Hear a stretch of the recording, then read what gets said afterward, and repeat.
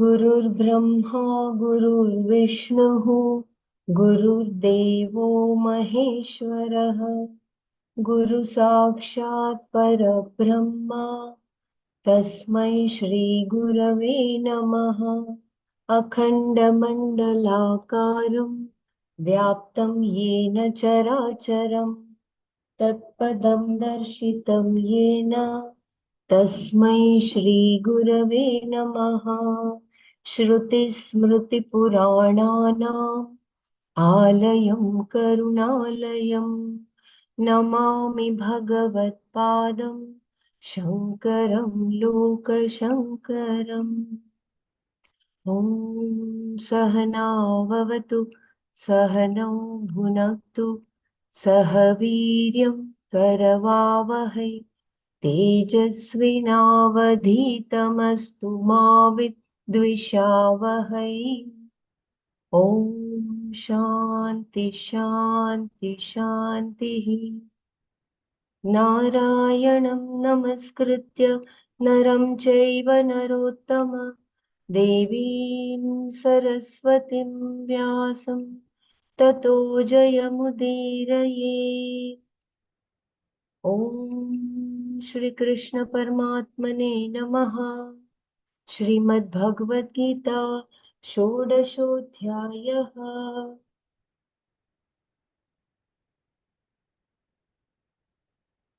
श्रीभगवानुवाच अभयं सत्त्वसंशुद्धिः ज्ञानयोगव्यवस्थितिः दानं दमश्च यज्ञश्च स्वाध्यायस्तप आर्जवम् अहिंसा सत्यमक्रोधः त्यागः शान्तिरपैशुनम् दया भूतेष्वलो लुप्त्वम् मार्दवं ह्रीरचापलम् तेजक्षमा धृतिः शौचम् अद्रोहो नातिमानिता भवन्ति सम्पदं दैवीम् अभिजातस्य भारत दम्भो दर्पोऽभिमानश्च क्रोधः पारुष्यमेव च अज्ञानं चाभिजातस्य पार्थसम्पदमासुरीं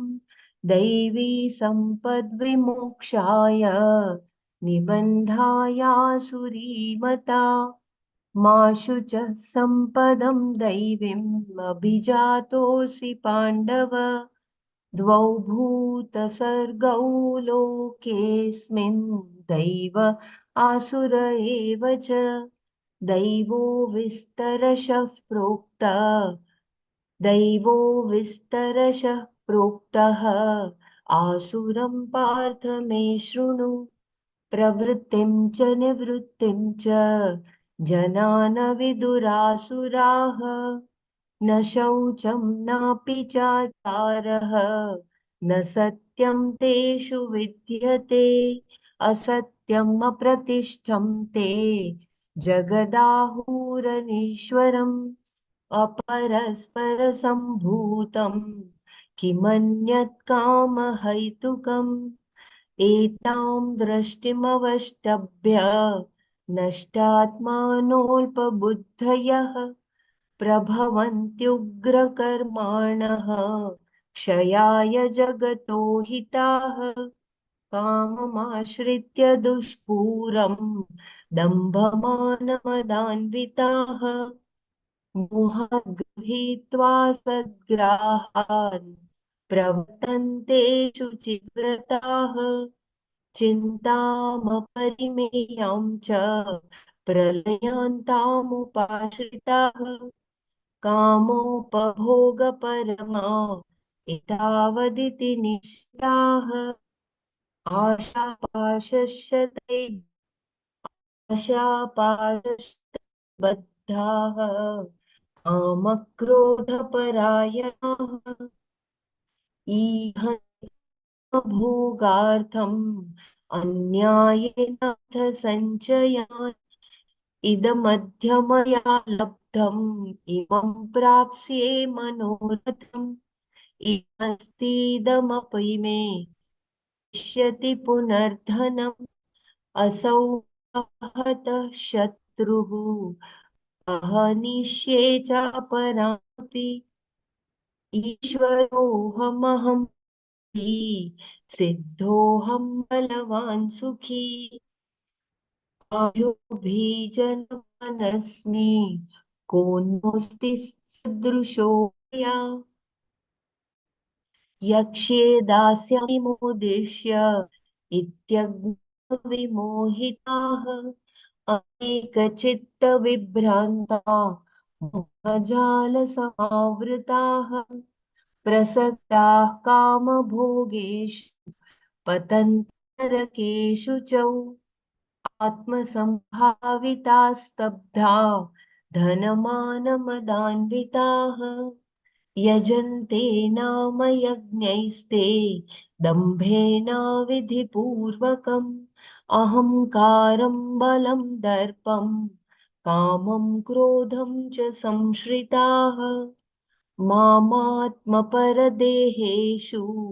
प्रद्विषन्तोऽभ्यसूयकाः तानहं द्विषतः क्रूरान् संसारेषु नराधमान् क्षिपाम्यजस्रमशुभान् आसुरीष्वेव योनिषु आसुरीं योनिमापन्ना मूढा जन्मनि जन्मनि मामप्राप्यैव कौन्तेय ततो यान्त्यधमां गतिम् त्रिविधं नरकस्येदं द्वारं नाशनमात्मनः कामः क्रोधस्तथा लोभः तस्मादेतत्त्रयं त्यजेत् एतैर्विमुक्तः कौन्तेय तमोद्वारैस्त्रिनिर्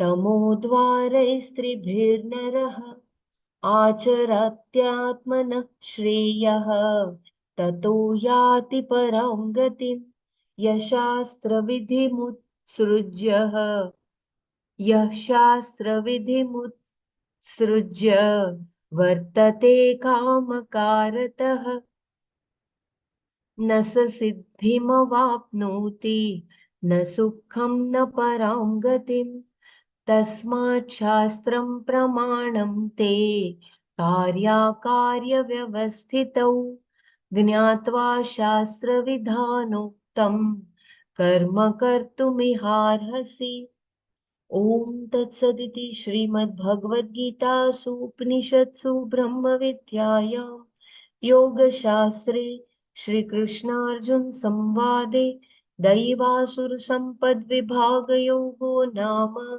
षोडशोऽध्यायः अथ सप्तदशोऽध्यायः श्रद्धात्रयविभागयोगः अर्जुन उवाच ये शास्त्रविधिमुत्सृज्य यजन्ते श्रद्धयान्विताः तेषां निष्ठा तु का कृष्ण सत्त्वमाहोरजस्तमः ॐ तत्सत् सर्वं श्रीकृष्णार्पणमस्तु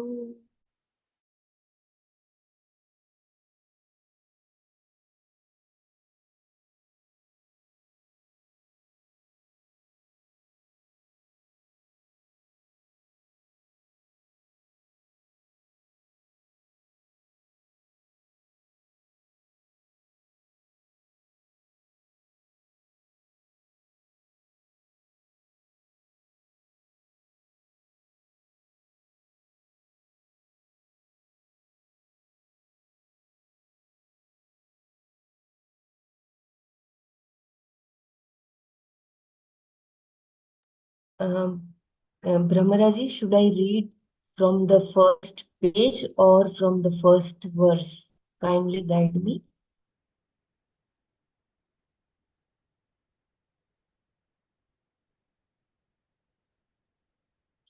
Yeah, I think I've Yeah, reached. start from the introduction, Bela. We'll do Yes, from the beginning. yes, धन्यवाद. We'll keep about 20 minutes for the Ram meditation today. It might take Yeah, about 20 minutes, so we'll be mindful of that, okay? yes, धन्यवाद. Yeah, मंगल सुभाषा. आज राम जन्मभूमि का प्रारंभ है. श्री राम राम रामेति रमे रामे मनोरमे सहस्रनाम तत्तुल्यं राम वरानने. हम सब पे कृपा बनी है श्री राम प्रभु की. दैवासुर संपत विभाग yoga. Description of becoming and unbecoming positions. I will read quickly. If you want me to read slowly, just let me know. Introduction. In the 9th chapter, we have a verse about those who are entrenched in a disposition which deludes. These are people of false hopes, mogha, of actions that are not proper. I think that is from chapter 9, verse 12. And are of not proper mogha, karmana, of knowledge that is nothing but error. Mogha jnana, and those who have a total lack of discrimination, vichetasah. Their disposition is that of an asura or a rakshasa. The next verse, on the other hand, describes those who are committed to a divine or spiritual disposition. Being mature, they seek Bhagwan, the truth of everything. These dispositions, the Daivi and the Asuri, are explained further now. Shankara introduces this chapter reminding us of the Daivi, Rakshasi, and Asuri dispositions, briefly mentioned in the 9th chapter. We will not translate these words for the time being, except to say that Rakshasi and Asuri are opposed to Daivi. In order to show these in detail, this chapter is begun. This disposition, which is called divine, Daivi, is meant to help freedom from samsara, whereas the Asuri and Rakshasi disposition bind you to the samsara. In order to cultivate values that constitute the mind of a person with a spiritual disposition, certain virtues are presented. The qualities and consequences of Asuri and Rakshas disposition are also told in order that we may avoid them. Both these types of qualities, Daivi and Asuri, appear to be very natural in one individual. Even rank criminal has sympathy, tenderness, and affection under certain circumstances. Although in this way, the opposite qualities seem to be very natural, they are really not, because they are not keeping with the nature of Atma. How unnatural they are has to be seen by first understanding the values and then being very alert about cultivating them. In keeping with the understanding, one has to nurture the new values and break the habits that are rooted in old understanding. The purpose of the 16th chapter is to help us do this. Rakshasa is someone from whom you have to protect yourself. This is a person whose value structure makes behavior damaging to the well-being of others. Naturally, you have to protect yourself from such a person. An asura is one who finds enjoyment. Oh, there is a breaking of voice, as Brahmaraji said. Can someone help to read, please? Or maybe if Mrinalji is comfortable. I will read, Bella. Yeah, Yeah, whenever you need me, I'm here also. Huh? yeah. You please kindly continue.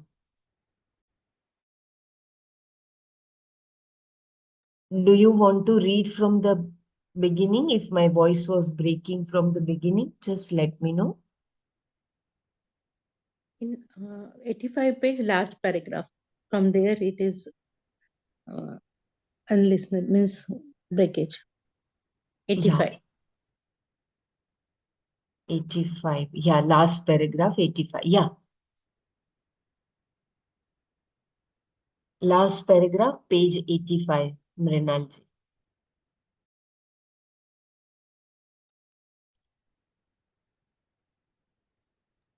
Yeah, if you allow, I will read from the beginning. Daivasura Sampat Vibhaga Yoga. The description of becoming and unbecoming dispositions. Introduction. In the 9th chapter, we have a verse which is 9th, 12th. Okay. About those who are entrenched in a disposition which deludes.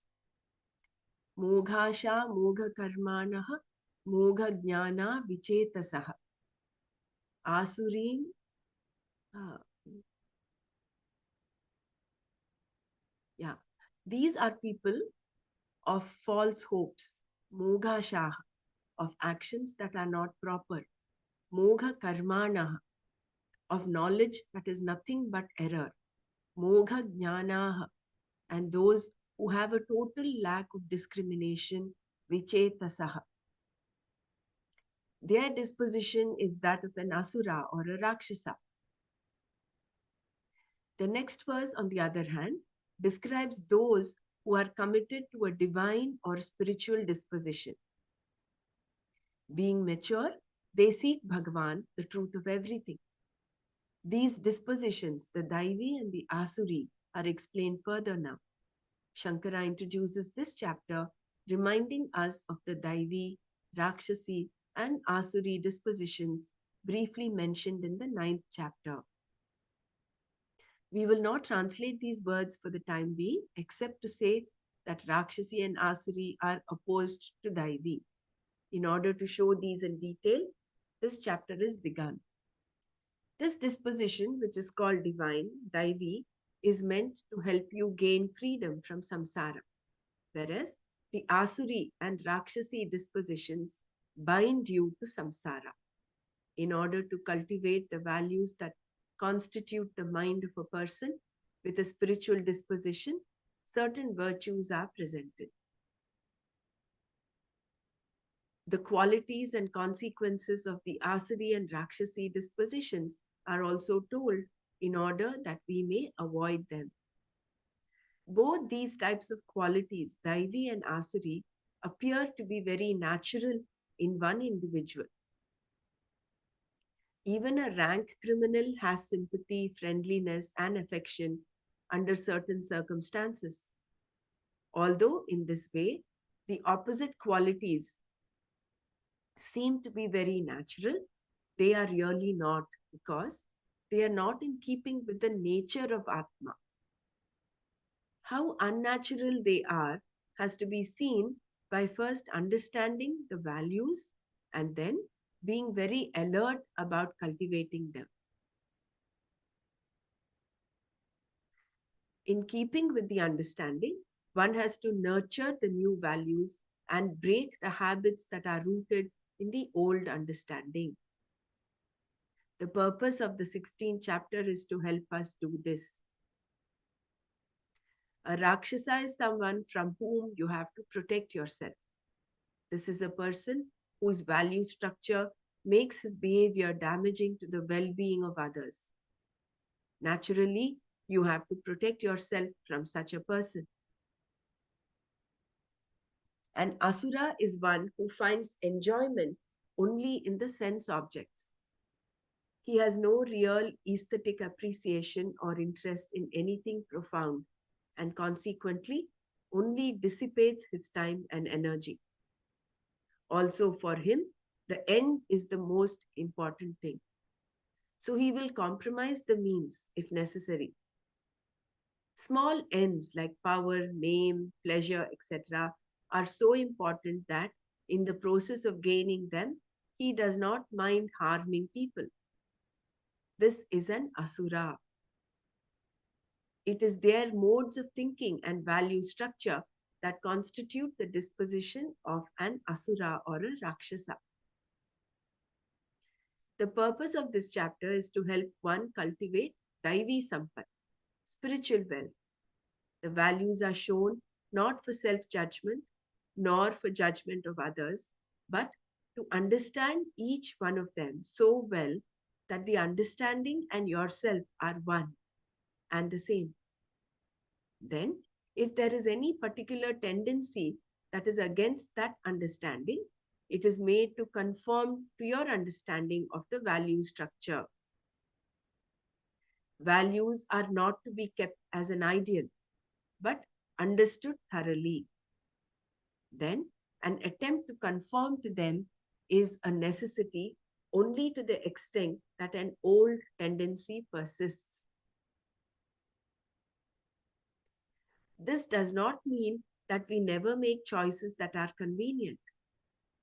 As long as the choice is not against our understanding, we must certainly adopt it. But convenience is not the main criterion for choice. If it goes against certain values, we do not do what is convenient, but do exactly what is to be done. This is the discipline.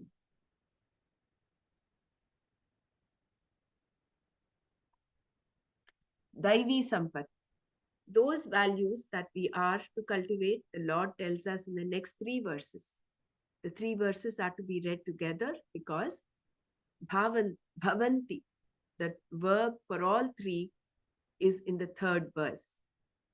Shri Bhagavanuvacha Abhayam Sattva Samshuddhihi Jnana Yoga Vyavasthitihi Danam Damascha Yajnascha Swadhyayastapa Arjavam.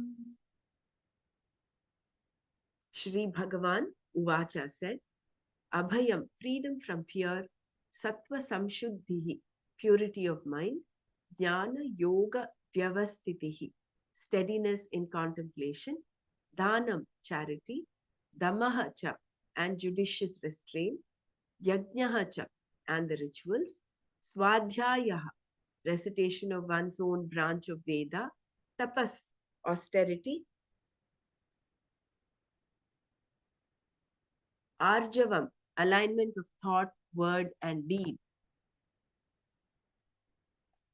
Ahimsa satyamakrодhah tyagah shantirapaishunam daya bhuteshvalo luptvam mardavam hrirachapalam.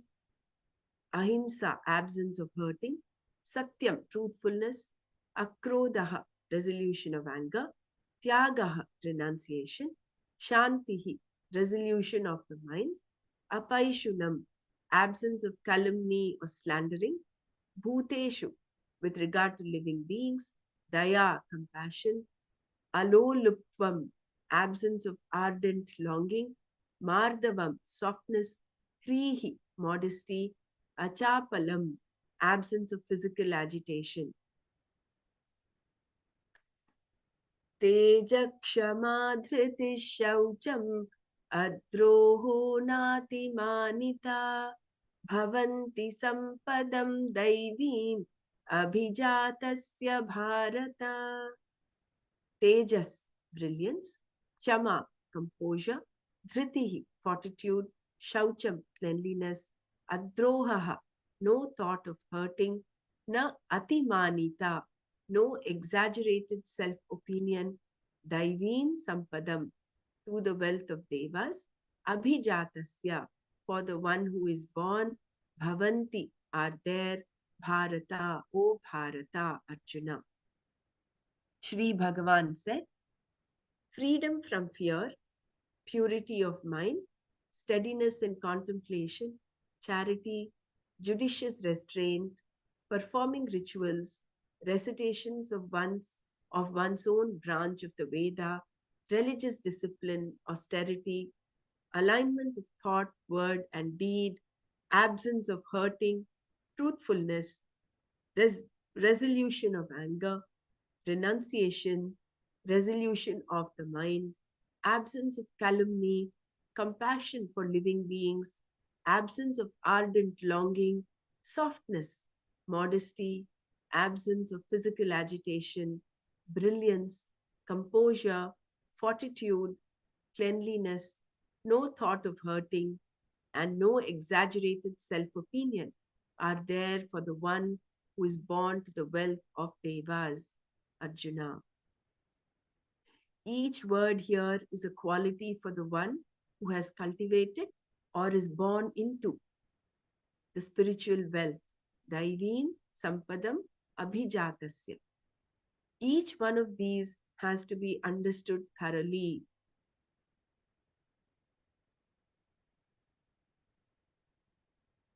Fearlessness.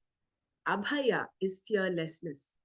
This is not the absolute abhaya of the wise man, which is freedom from the sense of duality. That is born of knowledge and is not what is discussed here. Here we are looking into an attribute of the mind of a seeker, and this fearlessness is with reference to a number of things and it depends on the sources of fear. What are the sources of fear? The primary one is death. This is not an ordinary thing and can only be eliminated by knowing cognitively that Atma is not subject to time. Fear is an emotion, and like any emotion, it is always preceded by a thought that we normally fail to recognize. That thought is the missing link which has to be discovered. The fear of death is a particular thought that is always backed by a certain relevant emotion because the love for survival is instinctive. This very natural love to be is inbuilt in the creation. No living organism wants to die. An animal always runs from a predator because instinctively it knows it will die otherwise. The fear here is instinctive, born of a love for survival. Cognitive appreciation here of the fact that I, Atma, am not subject to death can neutralize the thought which precedes the emotion of fear. The thought, I will die, is not seen by you. Only the emotion of fear is seen. If you can detect the thought, I will die, you can begin to inquire into it. What is it that is going to die? The body? It is definitely going to die. Nothing can stop it. That which dies always dies, and what cannot die does not. This is anityatva vichara. It is not that suddenly one day the body dies. It keeps aging because, like anything in the creation, it has an inherent disintegrative factor, entropy, which drives order to disorder. Being put together, it has a natural tendency to fall apart and is therefore meant to die like your car. The more you understand this, the better you can appreciate being alive today. You can celebrate life. All you have to plan is for one day, today. And since you only need to concern yourself with today, you need not spoil it by quarreling with anybody. It is something like traveling. There are always some people who create problems. You just put up with them. After all, it is just for a few hours. Similarly, for one day only, every day, I celebrate living and I am not afraid of death.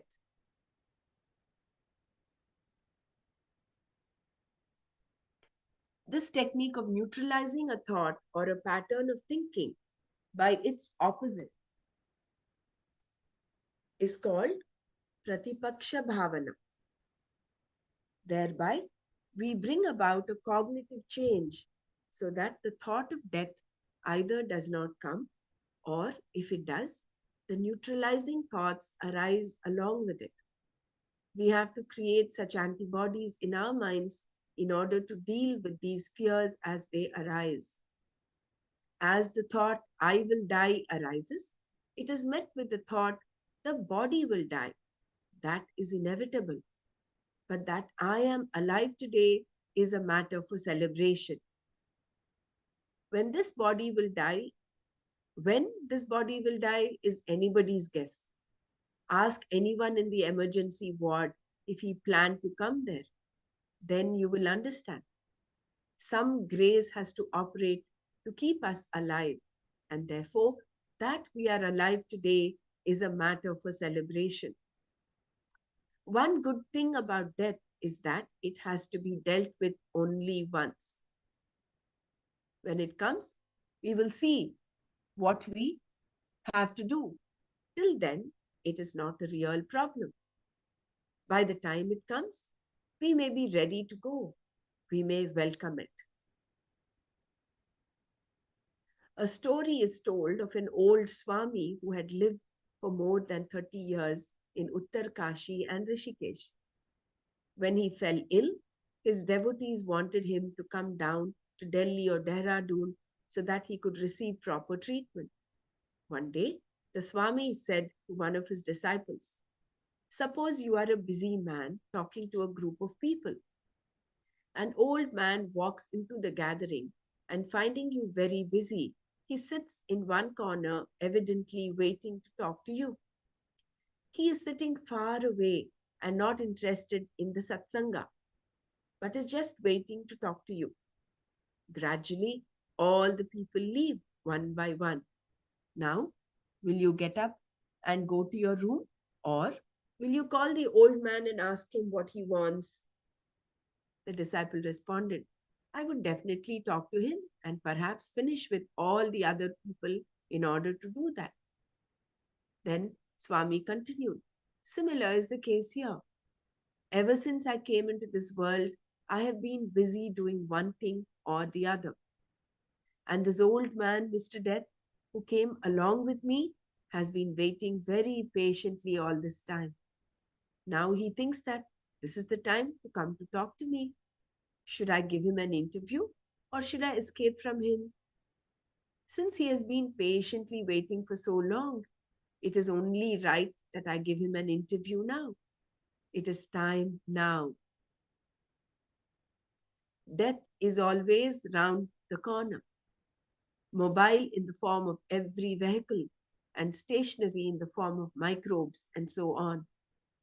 There is no escape from him, for it is the nature of this body to die. It is put together and is therefore subject to disintegration. The more intimately you understand this, the less of a problem death becomes, and the more disposed you are to celebrate life.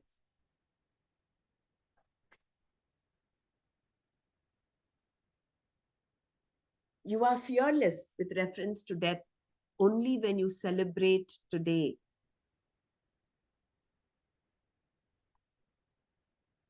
Each morning that you wake up is like a new birth. After all, what guarantee is there that you will wake up in the same body? That you do is a matter for celebration.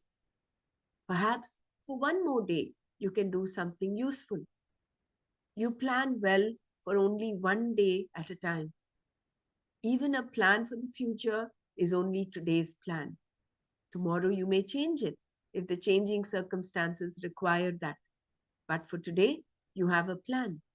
If you live like this, you can laugh at death for at least or at least face it squarely.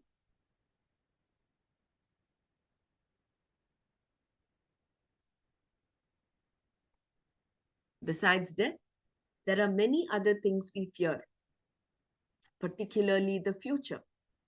But if we look back, we have been surviving all these years in spite of our fear. The fear has not only been useless, it is something we definitely would have been better off without. To neutralize this fear, too, all we have to do is to understand that we need only to deal with one day at a time. One very rich person I know was always afraid of his future. To help him get out of this fear, I gave him an exercise. Though he had 3 cooks at home, I told him that he should cook for himself for a few days. For each meal, he was to cook only what he required for that meal. Nothing was to be saved. The first time he cooked too much. The next time he had to reduce the quantity.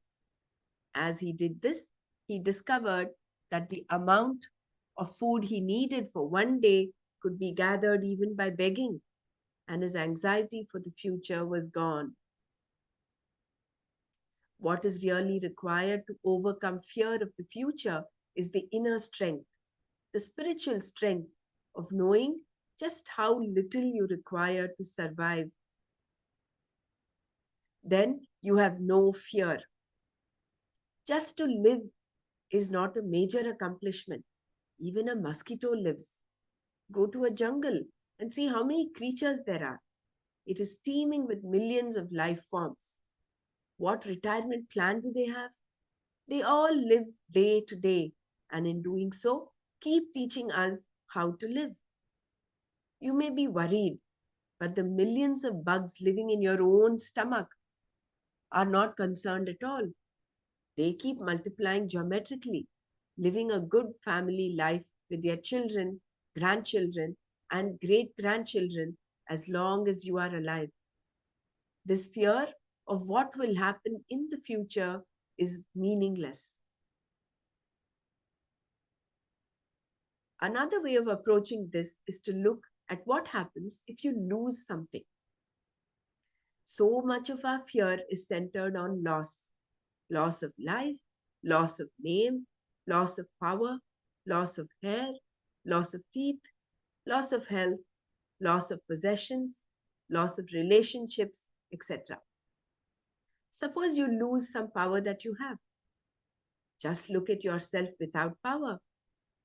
If you strip yourself of whatever power you have, you are still there very much as a person.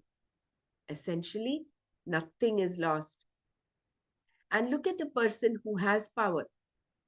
See what problems he has, centered on his power and his fear of losing it. Cognitively, by inquiring into this in this way, we locate the thinking that triggers the emotion of fear and then neutralize it by further inquiry. One has to do that. It is a kind of a job to be done so that the antibodies arise even as these thoughts arise. It is just intelligent living.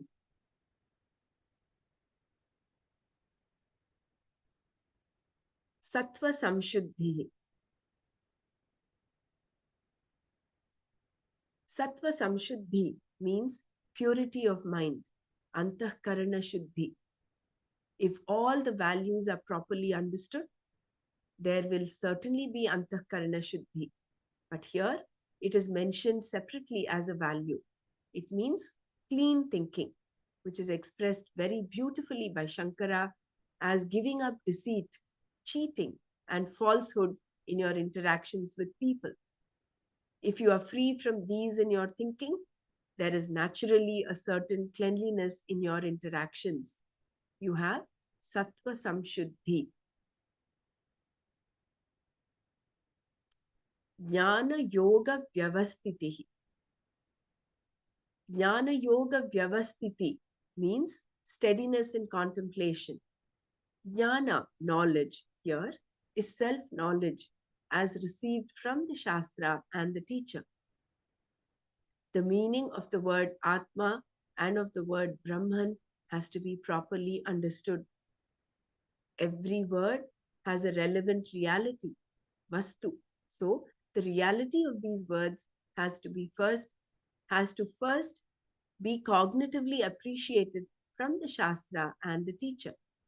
Then that understanding has to be released from any obstruction it may have due to due to a certain lack of preparedness. This is taken care of by nididhyasana, contemplation on what you have understood. And this is called jnana yoga here, where yoga is meditation. That meditation releases the knowledge from obstructions which deny you its fruits. To assimilate your own knowledge as something that is very much with yourself, you have to contemplate upon yourself with a certain mastery over the senses, etc. That is why one pointedness, ekagrata, etc., is implied in meditation. You make that same knowledge gathered from the teacher and the Shastra very immediate, very well known, with no doubt at all. In other words, free from all obstructions. You stay with the knowledge until a time comes when you do not need to stay with it because it is yourself. There is no need to stay in yourself. Till then, there is a seeming attempt to stay. This tendency to spend time in contemplation is very natural to a person who has spiritual wealth, Daivi Sampat. Even the choice to gain spiritual knowledge is due to Daivi Sampat.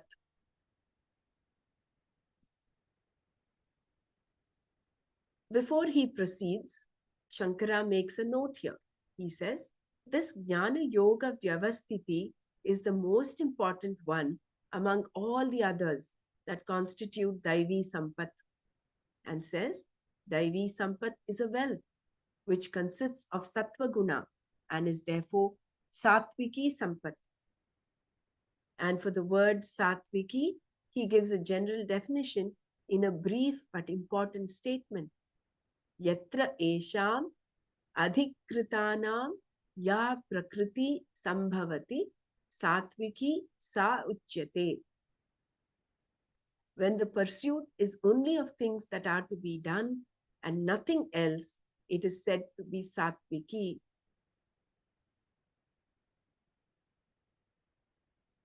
In the Vedic society, we had Varna Ashrama Dharma, a code of conduct that is defined according to what particular group a person belongs to. All activities required to maintain the society were divided into 4 groups, and the people were also divided accordingly. The duties a person was qualified to perform were determined by the group he belonged to and were all well defined. The concept behind this is that a human being is here to accomplish a particular end of moksha. Whether one discerns it or not, this is what everybody wants.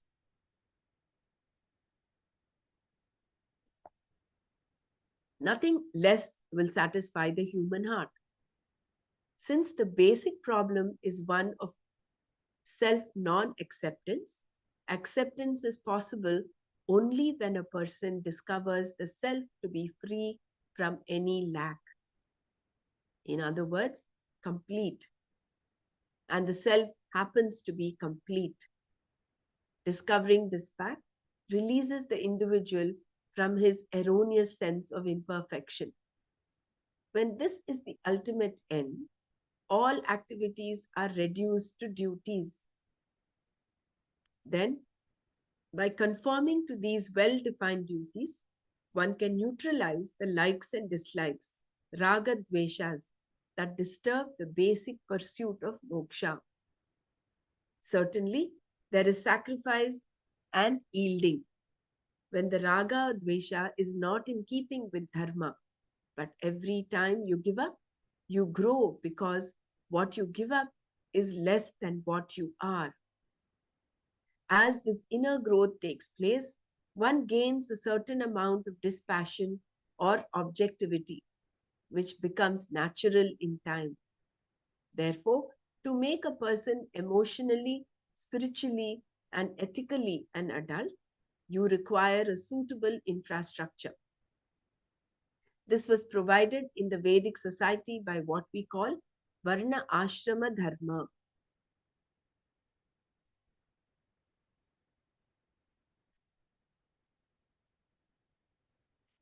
In this system, each person has a given occupation determined by the family into which he was born, Varna Dharma, and certain behavioral norms dictated by his stage of life, Ashrama Dharma. As a student, householder, one who is preparing for renunciation, and a renunciate. One who conforms to this is called an Adhikrita Purusha. He is enjoined to perform certain duties. What is to be done in a given situation is usually very obvious. That is duty. When one's pursuit is only towards that, even though there may be the tendency to do something else, what is done is duty. As a result, the person becomes a master of his own raga dveshas and enjoys what we call daivi sampat.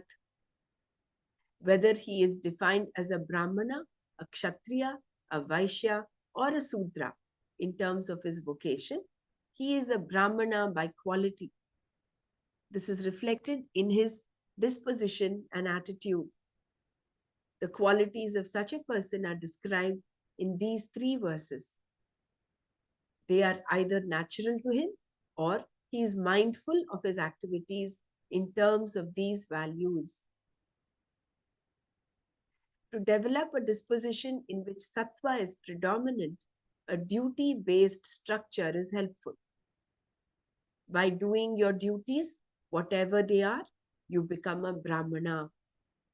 In a society in which everybody is trying to become a brahmana by doing what is to be done, there is no competition.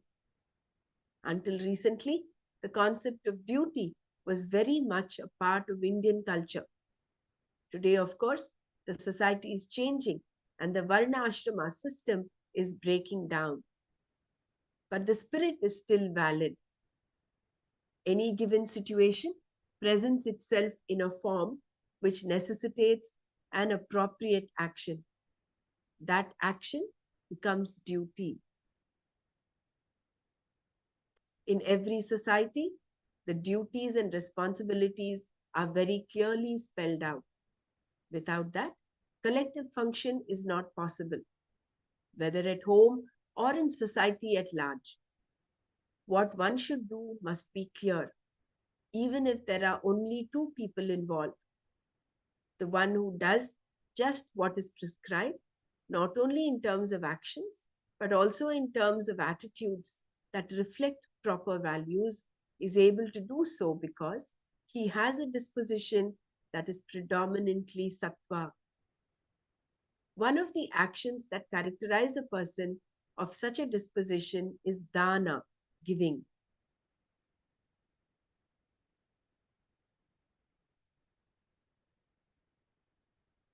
Dana. Shankara qualifies dana by saying that it is giving according to one's capacity, a proper distribution. In giving, it is important not to place yourself in a position of having to receive later. Your giving must be responsible. It should not exceed your capacity. There is a limit which you stretch as much as you can, but you never exceed it. If because of excessive giving, somebody has to give to you later on, that charity is meaningless. Charity must also be given to a worthy recipient, and the one who gives must have a proper attitude. In the Shastra, it is said that if something is to be given, it is to be given with Shraddha. Shraddhaya deyam. It is not to be given without Shraddha. Ashraddhaya adeyam. You must know to whom to give. And in the giving, both the giver and the given should feel blessed. That is called dana. If you give and make the other person feel obliged to you, that is not giving. You give in such a way that the person who receives is happy and does not in any way feel small. That is real giving.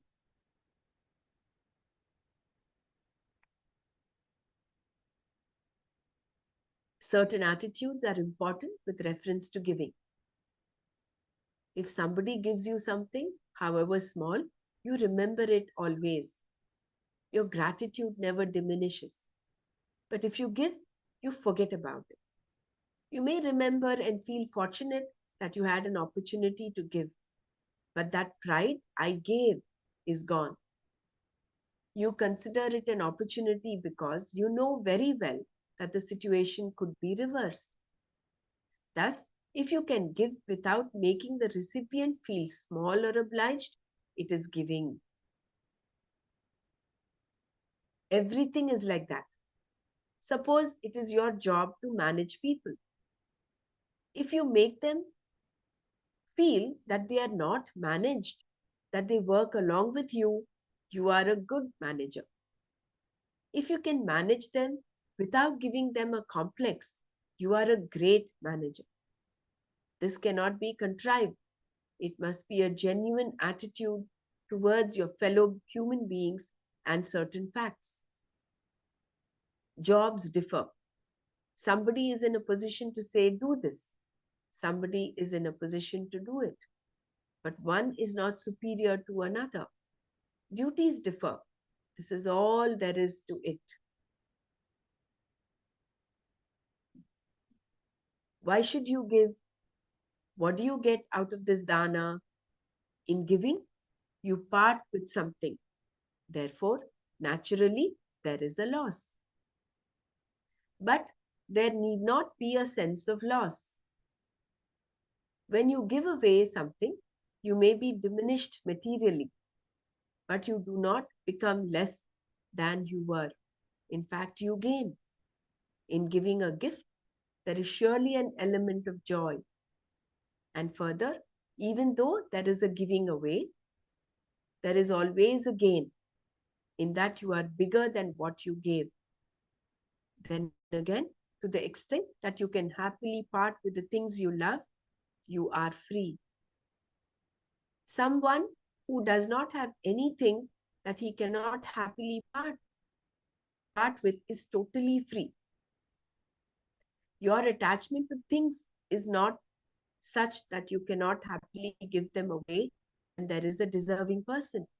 Thereby, you grow richer.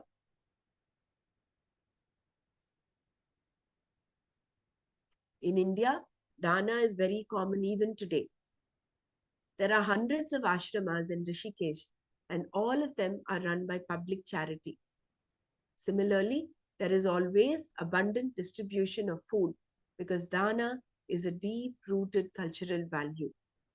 In the village where I grew up, except for the rice paddy, food was never to be sold. It could only be distributed. I remember it being a small scandal when one woman sold ghee. It was considered a great sin.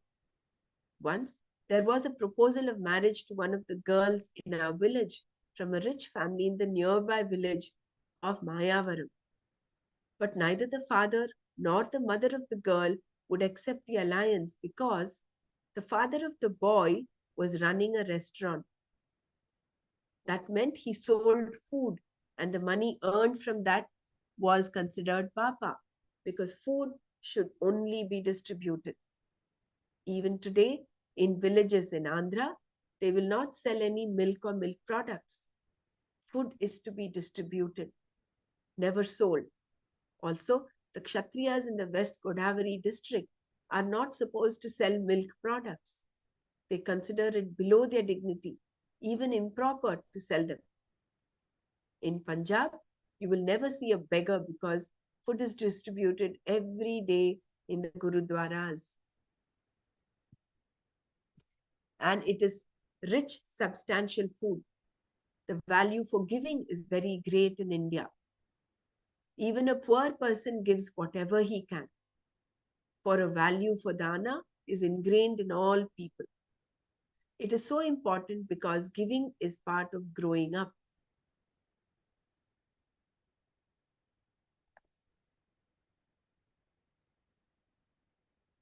Dhamma. Dhamma means control at the level of the sense organs and organs of action. You act deliberately and are not led away by your fancies. It is alertness with reference to your mind. It is purely a will based value. Dhamma should be there in everything: talking, walking, eating, moving around. Every expression must be appropriate. This is Dhamma.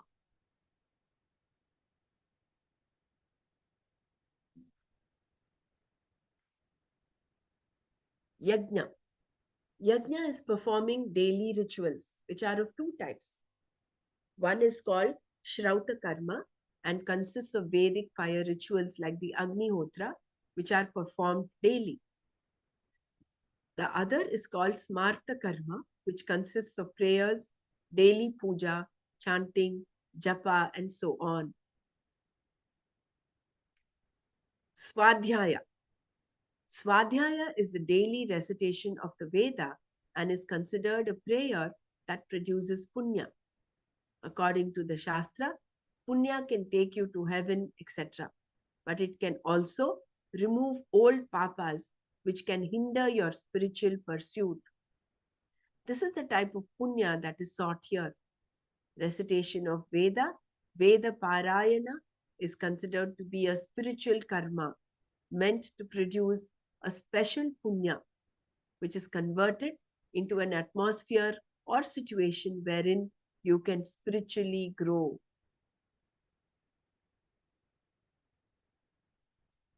Tapas. Tapas here refers to any religious discipline.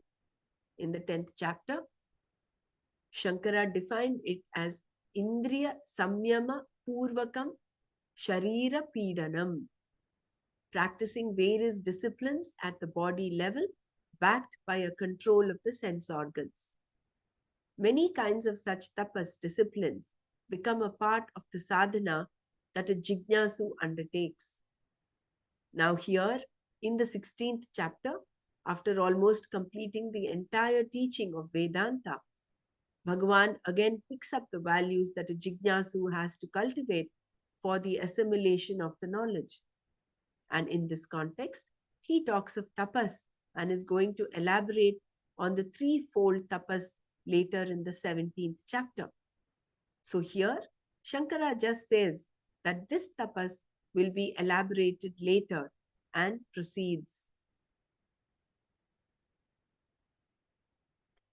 Arjava.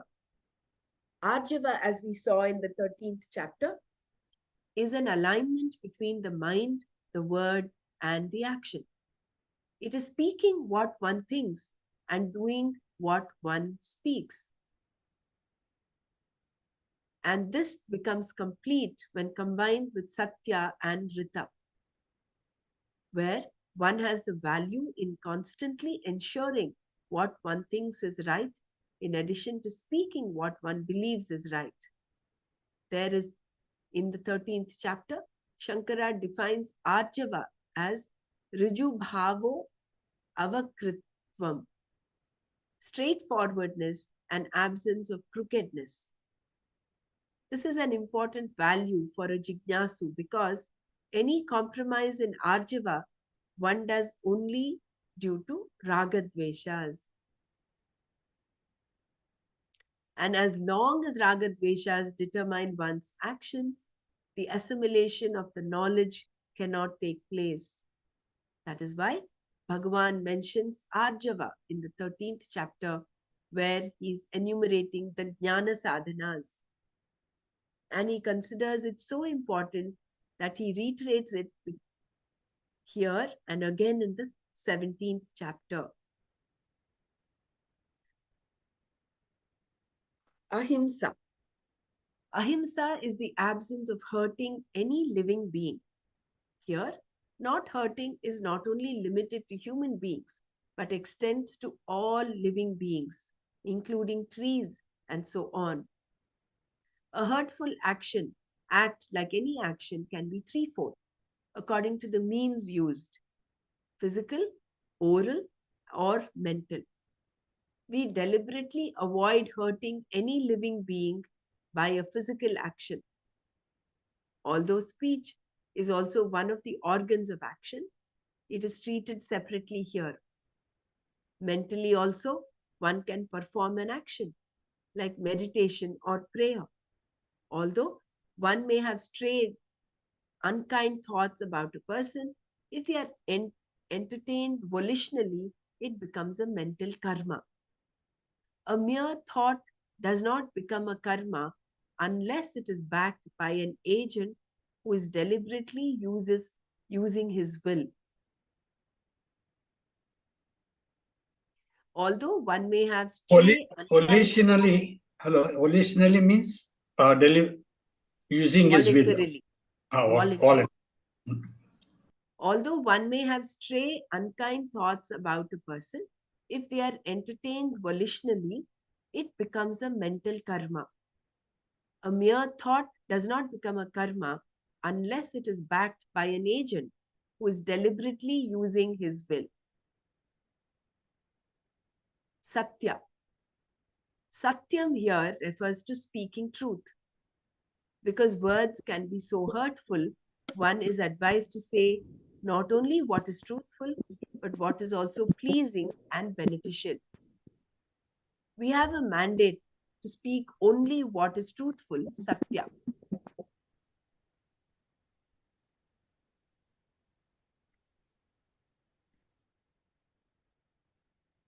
Satyam bruyat, priyam bruyat satyam apriyam, priyam cha nanratam bruyat desha dharma sanatana.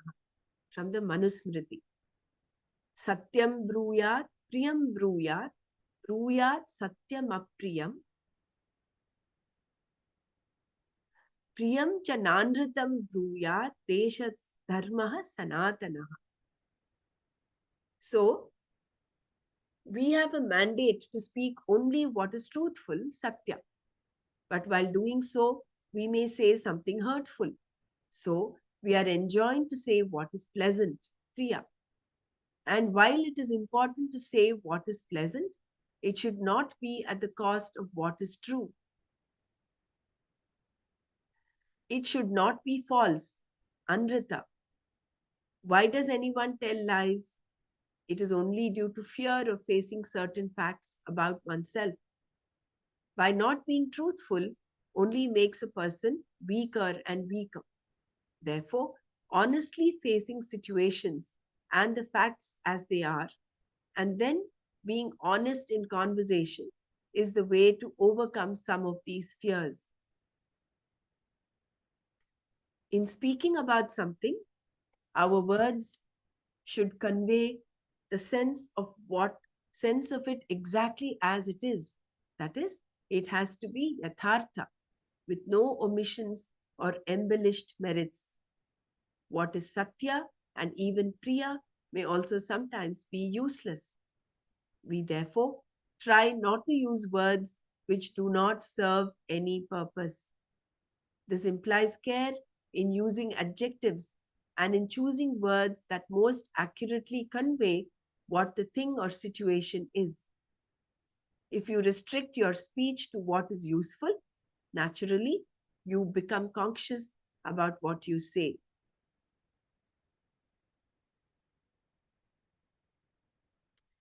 Akrodha.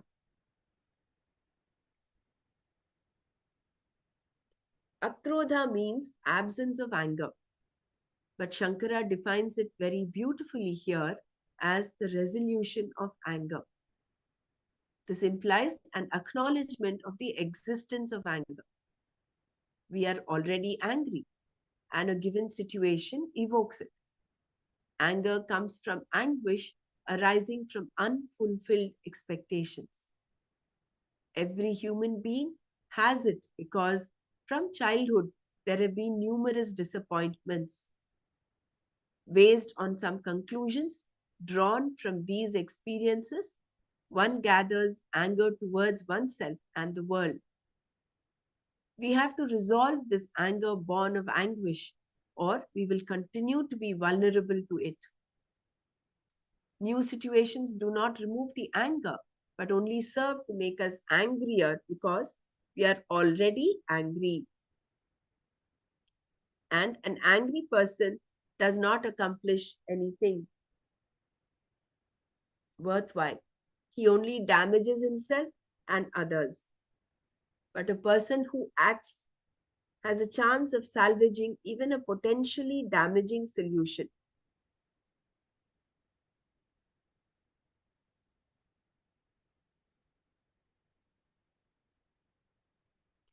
But a person who acts has a chance of salvaging even a potentially damaging situation.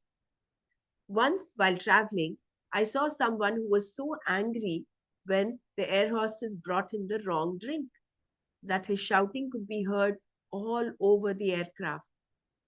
He is a guest for just 2 or 3 hours. If he wants something else, she's going to oblige him surely. Then why such intense anger? He's already angry. The angry man becomes angry. Do not think that you cause anger in anyone else either. It was all caused long ago and is just sitting there waiting for some occasion to make it manifest. That is the truth about anger. How can you resolve it? By various types of proper vichara and by resolution. Cognitively, we can change because anger, like every other emotion, is preceded by a thought more often than not. A conclusive thought like, this is never going to happen to me, or I can never make him understand. Thoughts like these are the missing link between old anger and the current situation. The thought usually goes undetected and is what I call mechanical thinking. Without permission, it takes place. Any situation which reminds you of the cause of your original anger can trigger the thought. And once the thought is come, the anger is there. There is no feeling without these conclusive thoughts. They hold the anger, and therefore, by proper inquiry, we can neutralize it. First, you must isolate the conclusion. This recognition of the conclusive thought makes it no longer automatic. Then, the more you recognize the thought, the less mechanical it is because you are conscious of it. A time comes when, between you, the knowing person, the pramata, and this automatic thinking, there is some space. As the thought comes, we should be able to recognize it. In the beginning, we recognize it only after it has come. Then we recognize it as it comes, and eventually we recognize the occasion in which it can come and find that it does not come. At every stage, it is a question of recognizing the thought and thereby resolving the anger. If there is excessive pressure from old anger, there are harmless methods of releasing it, like beating the floor with a wet towel or writing out all that you feel. Shankara only says, Krodhasya upashamana. Resolving the anger should be done. How one resolves it can vary from person to person. Gurudev. We'll stop here. We'll continue from Tyaga tomorrow.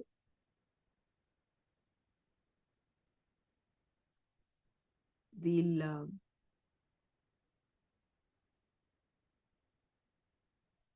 taking the opportunity of the Ram Pran Pratishta today, like we decided yesterday, we will do a Ram meditation in Gurudev's voice. Just 1 second.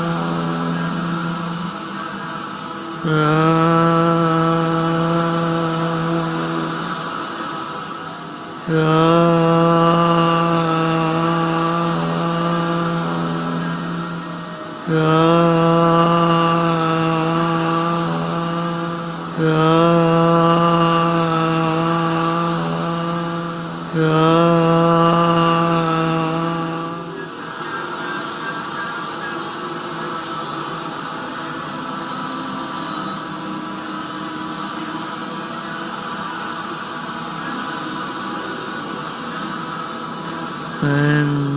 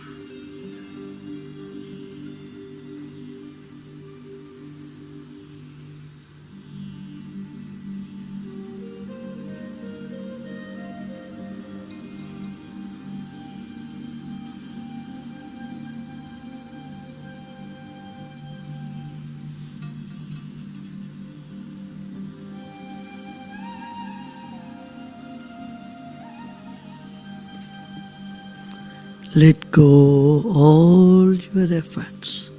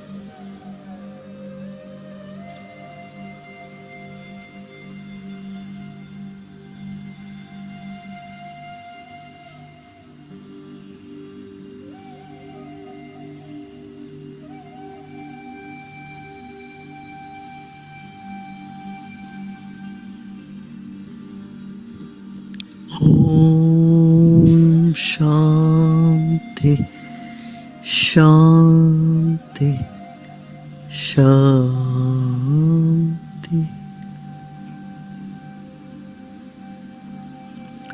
And slowly and gradually become aware of your body and surroundings.